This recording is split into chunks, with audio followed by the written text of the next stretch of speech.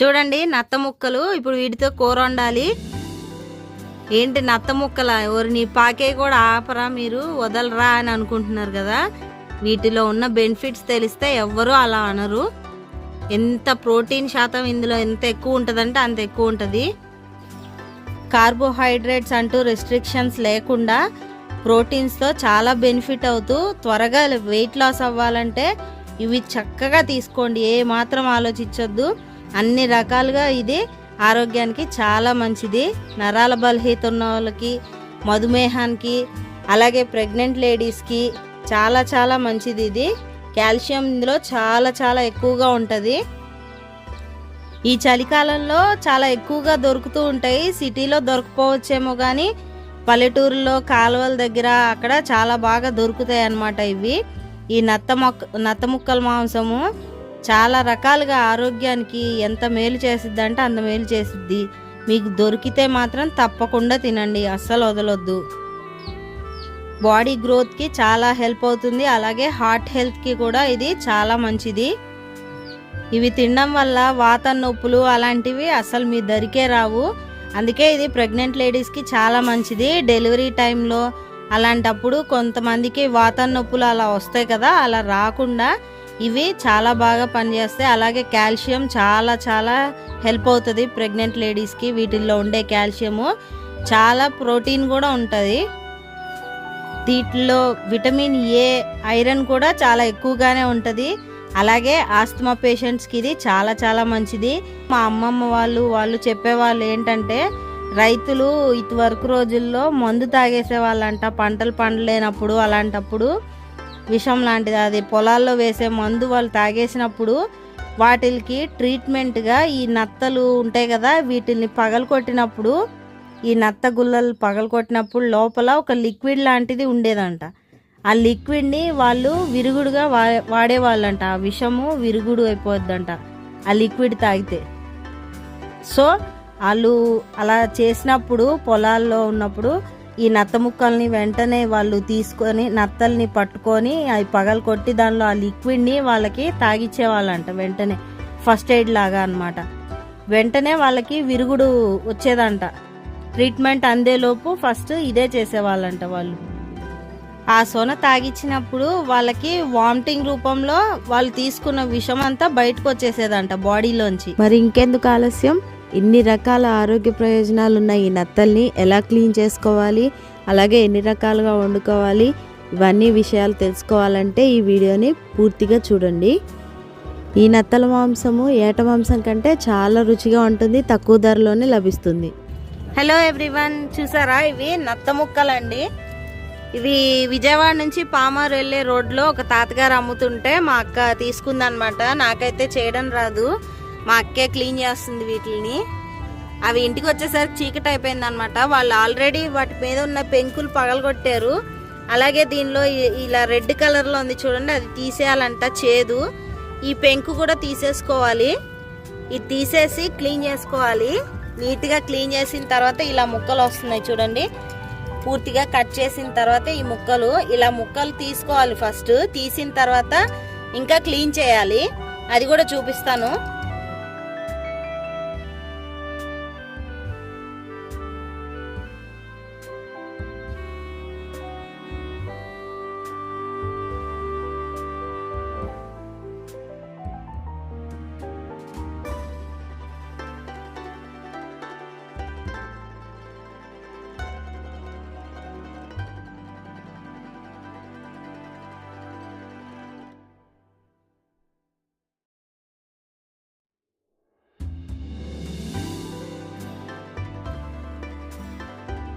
ముక్కలన్నీ కొంచెం వేస్ట్ అంతా కట్ చేసుకున్న తర్వాత ఇలా గళ్ళుప్పు వేసేసి ఈ రకంగా దీనిలోంచి చాలా సొన వస్తుంది అనమాట. ఆ సొన అంతా పోవాలి, బాగా రుద్దాలి. ఓ పెద్ద బండ మీద వేసేసి రుద్దుతున్నాం మేము. చాలా సొన వస్తుంది అనమాట. ఈ సొన అంతా పోవాలి, జిగురు జిగురుగా వస్తానే ఉంటది. ఎంత రుద్దినా ఇవి చాలా పట్టిద్ది, క్లీనింగ్కే టైం ఎక్కువ తీసుకుంటాయి ఇవి. ఈ రకంగా కళ్ళుప్పు వేసి బాగా రుద్దుకొని సొనంతా పోయేదాకా రుద్దేసిన తర్వాత నీట్గా 2-3 సార్లు జాడిచ్చాక మళ్ళీ పసుపు, నిమ్మరసము, మజ్జిగ వేసుకొని మళ్ళీ కడుక్కోవాలన్నమాట వీటిని. చూడండి బాగా క్లీన్ చేసే కొద్దీ సొన ఎలా వస్తుందో చూడండి. కోడిగుడ్లో సొన ఉంటుంది చూడండి, అలా వస్తుంది నురుగు నురుగుగా. కాస్తంత నీసువాసన ఉంటుంది బాగానే క్లీన్ చేసేటప్పుడు, కానీ చాలా బాగా క్లీన్ చేస్తేనే రుద్దితేనే ఇది నీట్గా క్లీన్ అవుతాయి అన్నమాట ఈ నత్త ముక్కలు. ఈ సొన అంతా పోవాలి, అప్పుడే ఆ నీసువాసన అంతా పోతుంది వీటిల్లోంచి. చూడండి ఎలా వస్తుందో నురుగు నురుగుగా, రుద్దే కొద్దీ వస్తూనే ఉంటుంది. అట్లా మొత్తం పోయేదాకా బాగా క్లీన్ చేసుకోవాలి వీటిని. చూడండి నత్త ముక్కలు క్లియర్గా మొత్తము క్లీన్ చేసిన తర్వాత ఇలా ఉన్నాయన్నమాట. కట్ చేసి నీట్గా బాగా అది దీని నుంచి సొన అంతా వస్తూ ఉంటుంది, అదంతా పోయేదాకా బాగా రుద్ది కడిగిన తర్వాత లాస్ట్కి ఇలా వచ్చాయన్నమాట. ఇప్పుడు వీటిల్ని ఫైనల్గా కొంచెం పసుపు వేసేసుకొని, అలాగే ఒక బద్ద నిమ్మరసం,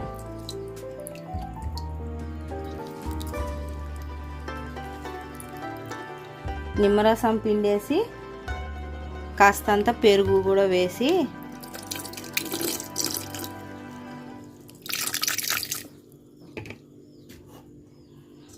చక్కగా వీటిల్లో ఈ ముక్కలన్నిటినీ కడగాలి.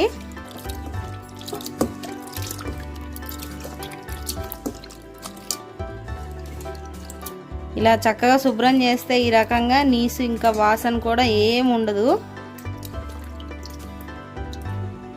చూడండి ఈ రకంగా 2 నిమిషాల పాటు ఇలా అనుకొని నీట్గా కడిగేయాలి.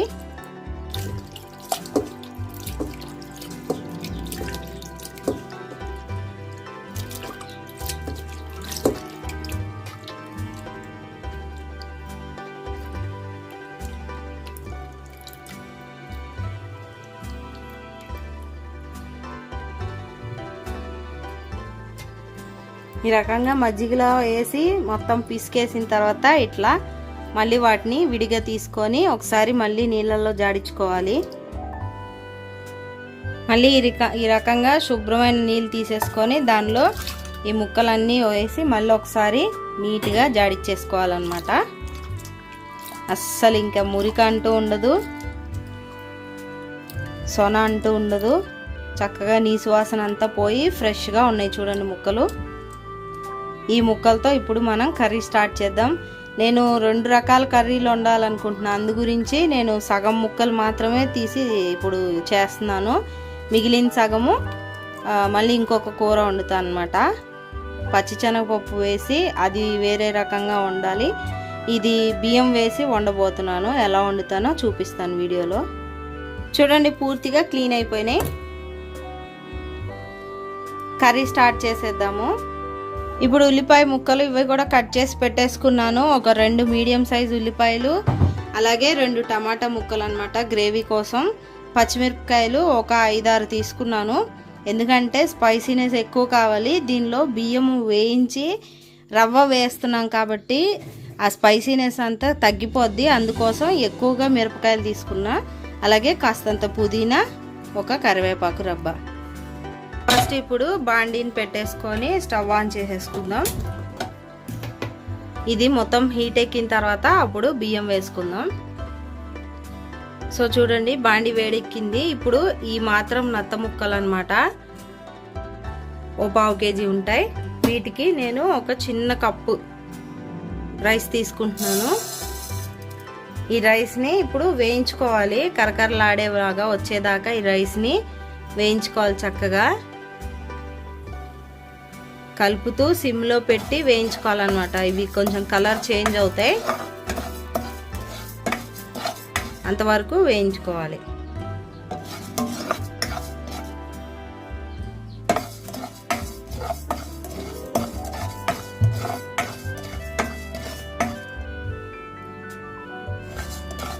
చూడండి లైట్గా రైస్ కలర్ చేంజ్ అవుతుంది కదా, కరకరలాడుతూ ఉంటుంది. ఈ రకంగా కలర్ చేంజ్ అయ్యింది. ఇప్పుడు వీటిని రవ్వ కింద దంచేసుకోవాలి. రవ్వగా చేసి పక్కన పెట్టుకోవాలి. పూర్తిగా వేగిపోయిన తర్వాత బియ్యం పక్కకు తీసేసి కొంచెం ఆయిల్ వేసుకుంటున్నాను. ఉల్లిపాయలు వేయించాలి కదా, దానికోసం.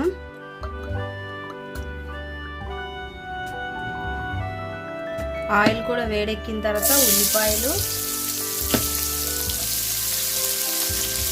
అలాగే పచ్చిమిరపకాయలు వేసేస్తున్నాను నూనెలో.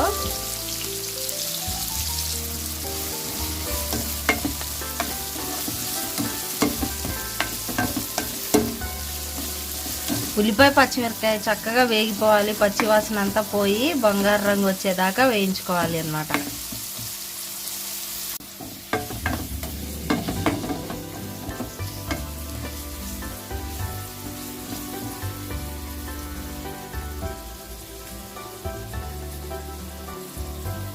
చూడండి, చక్కగా ఉల్లిపాయల్లో ఉన్న నీరంతా బయటకు వచ్చేసింది, అలాగే మంచి రంగు వచ్చినాయి, చక్కగా వేగినాయి అన్నమాట. ఇప్పుడు అల్లం వెల్లుల్లి ముద్ద వేసేద్దాం దీనిలో.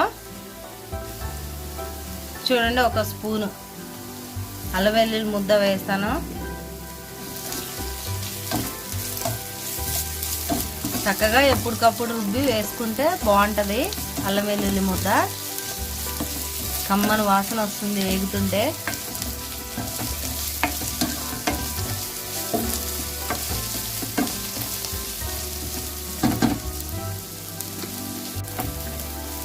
అల్లం వెల్లుల్లిపాయతో సహా ఉల్లిపాయలు చక్కగా వేగిపోయాయి, బంగారం రంగులో వచ్చినాయి. చూడండి, కమ్మటి వాసన వస్తుంది.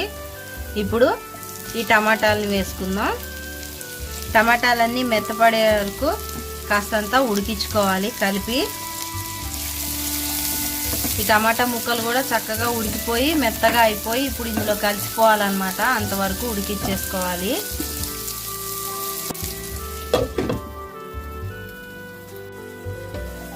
ఒక్కసారి మూత తీసి చూద్దాం. ఈ టమాటా ముక్కలు కూడా మెత్తపడిపోయినాయి బాగా. ఇంకా అడుగంటకు ముందే నత్త ముక్కల్ని ఇందులో వేసేద్దాం. చక్కగా మెత్తగా వేగిపోయిన దాంట్లో ఇప్పుడు ఈ నత్త ముక్కలన్నీ వేసేసుకుంటున్నాను.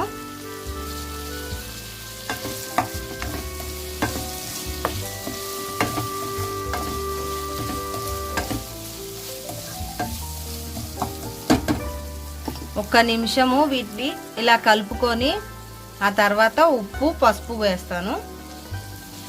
ముందు ఉప్పు అయితే తక్కువే వేస్తున్నాను, ఎందుకంటే మనం గళ్ళుప్పు వేసి క్లీన్ చేసేటప్పుడు చాలాసేపు రుద్దుతాము ఉప్పు వేసి. ఆ ఉప్పు ముక్కలకి పట్టేసిద్ది కాబట్టి తక్కువగా వేసుకోవాలి ఉప్పు. తర్వాత కాస్తంత పసుపు. ఉప్పు పసుపు అంతా కలిసే వరకు తిప్పేసి మూత పెట్టేసి సిమ్లో పెట్టి ఉడికించుకోవాలన్నమాట. ఈ ముక్కలు చాలాసేపు ఉడుకుతాయి, గట్టిగా ఉంటాయి. సో ఉడకడానికి కొంచెం టైం పట్టిద్ది. అన్నిటినీ చక్కగా కలిపి పెట్టేసుకొని మూత పెట్టేసి ఒక 5-10 నిమిషాలు మూత తీయకుండా ఉడికిచ్చేయాలి సిమ్లో పెట్టి.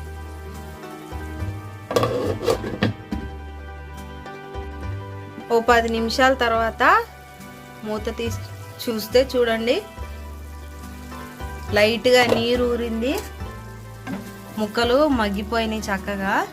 ఇప్పుడు కారం వేసేస్తాను. కారం కూడా ఒక ఫుల్ స్పూన్ వేసేస్తున్నాను,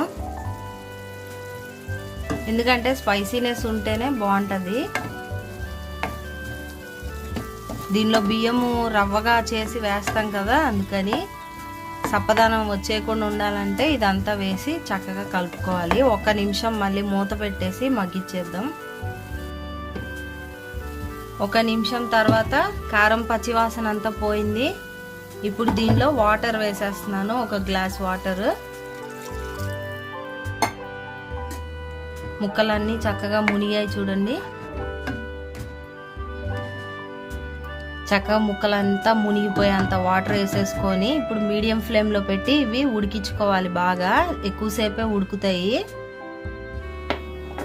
చూడండి, పూర్తిగా ఇలా రవ్వగా, పూర్తిగా పౌడర్ అవ్వకుండా ఈ రకంగా కొంచెం రవ్వగా ఉండేలాగా వేయించి పెట్టుకున్న బియ్యాన్ని ఇలా గ్రైండ్ చేసేసుకోవాలి. చూడండి,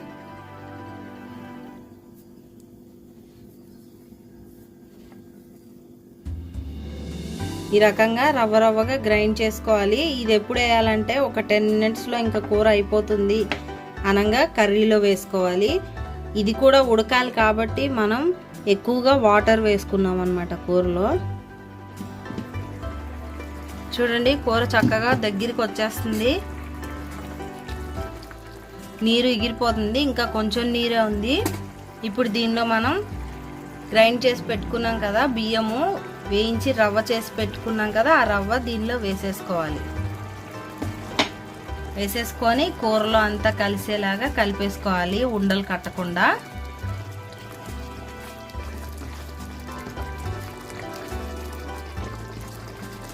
ఒక 5 నిమిషాల పాటు సిమ్లోనే ఉంచి ఉడికించుకోవాలి.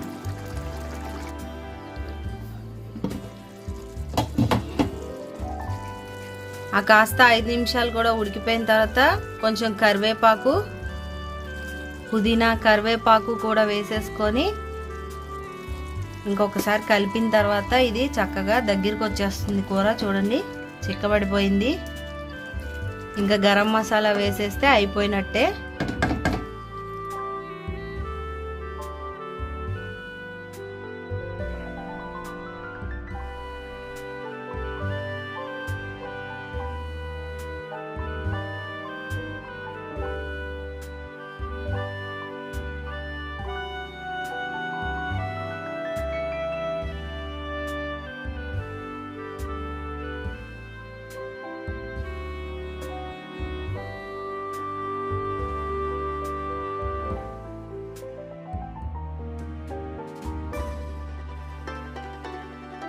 నత్తల కూరలో ఇంకా గోంగూర వేయడం కోసం గోంగూర ఫస్ట్ ఉడకబెట్టుకోవాలి. అందుకోసం ఫస్ట్ చక్కగా నీట్గా కడిగి పెట్టేసుకున్న ఫ్రెష్ గోంగూరలో 2 చిన్న ఉల్లిపాయలు, 2 పచ్చిమిరపకాయలు, అలాగే 2 టమాటాలు ఇవన్నీ ఇందులో వేసేస్తున్నాను అనమాట. ఇవన్నీ కలిపి ఉడికించుకోవాలి.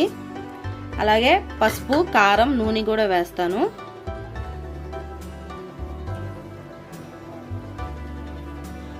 కారం అయితే గోంగూరకి సరిపడా మాత్రమే వేస్తున్నాను, ఎందుకంటే మళ్ళీ కూరలో కూడా ఉంటుంది కాబట్టి. ఇప్పుడు నూనె, కాస్త నూనె కూడా వేసేస్తే నీట్గా తొందరగా ఉడికిపోద్ది, అలాగే పచ్చివాసన రాకుండా ఉంటుంది అనమాట. నూనె కూడా వేసేసి ఇప్పుడు దీన్ని మూత పెట్టిచ్చేసి మెత్తగా ఉడికిచ్చేసుకోవాలి. చక్కగా మెత్తగా ఉడికిపోయింది గోంగూర. ఇప్పుడు కాస్తంత కళ్ళుప్పు వేసుకొని ఈ గళ్ళుప్పు వేసుకొని ఇలా మెదిపేసుకోవాలన్నమాట. ఈ గోంగూర అంతా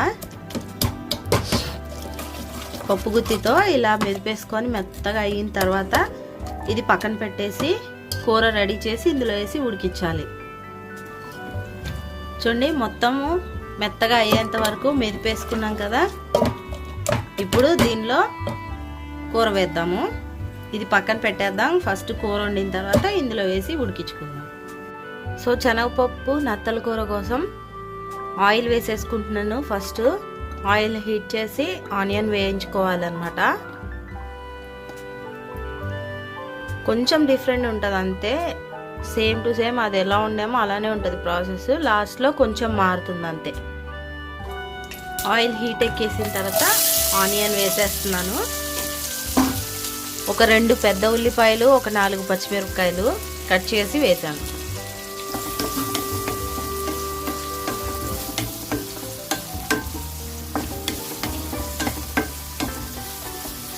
మొత్తం ఈ నత్త ముక్కలు వచ్చేసి నిన్న వండినవి కాకుండా ఇవి 1/2 kg పైనే ఉన్నాయన్నమాట. ఉత్తి మాంసము క్లీన్ చేసిన తర్వాత నత్తల మాంసము 1/2 kg పైన ఉంది. ఇప్పుడు దీన్ని కొంచెం గోంగూరలోను కొంచెం శనగపప్పు వేసి వండబోతున్నాను అనమాట. ఉల్లిపాయలన్నీ వేగిపోయాక అల్లం వెల్లుల్లి ముద్ద కూడా వేసేస్తున్నాను. ఇది కూడా చక్కగా వేగిపోవాలి, పచ్చివాసన అంతా పోయేదాకా. పూర్తిగా అల్లం వెల్లుల్లి పేస్ట్ కూడా పచ్చి అంతా పోయేదాకా వేగిపోయింది. ఇప్పుడు ఈ నత్త ముక్కలన్నీ వేస్తున్నాను. చక్కగా వేగిపోయిన తర్వాత నత్త ముక్కలన్నీ దీనిలో వేసేసుకుంటున్నాను.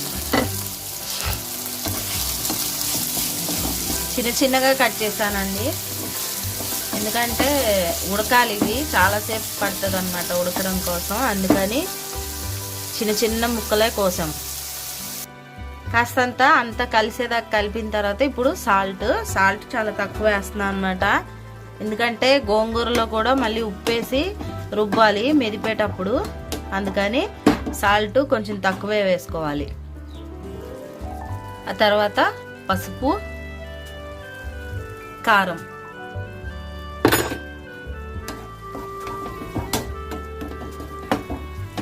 ఇదంతా కలిసేలాగా బాగా కలుపుకొని చక్కగా కలిపేసుకున్న తర్వాత ఇది ఒక 10 నిమిషాల పాటు మూత పెట్టి సిమ్లోనే మగ్గించాలి. ఒక్కసారి ఇది మధ్యలో చెక్ చేసుకోవాలి. 10 నిమిషాలు అలానే ఉంచితే ఒకవేళ దీనిలో వాటర్ రాకపోతే మళ్ళీ అడుగంటిపోతాయి. సో కొంచెం నీరుంది కాబట్టి నాకు మరీ అడుగంటే అవ్వలేదు, చక్కగా ఉడికింది. ఇప్పుడు దీన్ని కొంచెం నేను పక్కకు తీస్తాను. చూడండి, ఈ కర్రీలో మసాలా అదేం వేయకుండా, అంటే పొడి మసాలా కొత్తిమీర వేయకముందే ఇప్పుడు ఉడకంగానే సగం కర్రీ పక్కకు తీసేసాను. దీన్ని గోంగూరలో వేసి మళ్ళీ ఉడికిస్తాను అన్నమాట. ఈ మిగిలిన దాంట్లో ఇప్పుడు శనగపప్పు వేస్తాను. చూడండి, ఈ పచ్చి శనగపప్పుని 2 గంటల పాటు నానబెట్టాను అనమాట. నానబెట్టిన దాన్ని ఇప్పుడు ఇందులో వేసేస్తున్నాను. ఈ నత్త ముక్కలు ఎన్ని క్వాంటిటీ ఉందో దానిలో హాఫ్ క్వాంటిటీ శనగపప్పు తీసుకొని నానబెట్టాను అనమాట. అంతా ఒకసారి కలిపేసుకొని 1 నిమిషం ఆగి అప్పుడు నీళ్లు పోసేయాలి. సో 1 నిమిషం అయిపోయిన తర్వాత ఇప్పుడు ఒకసారి కలిపేసి దీనిలో వాటర్ వేసేసుకొని ఉడికించుకోవాలి.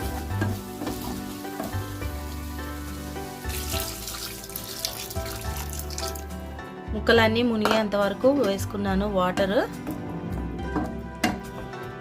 ఈ ముక్కలన్నీ మునిగిపోయాయి కదా, ఇప్పుడు మూత పెట్టేసి ఒక 10 నిమిషాలు బాగా ఉడికించుకోవాలి. మీడియం ఫ్లేమ్ మీద ఉడికిచ్చేస్తే చక్కగా ఉడికిపోతాయి. పచ్చిశనగపప్పు అంతా మసాలా అంతా పప్పులకి కూడా పడుతుంది.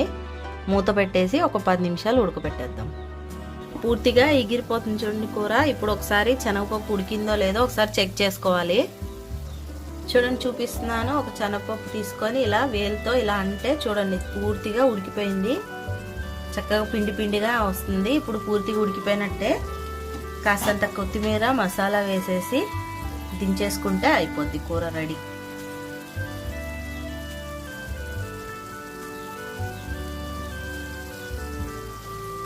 పొడి మసాలా కూడా వేసేసి ఒకసారి కలిపేసి స్టవ్ ఆఫ్ చేసేస్తాను.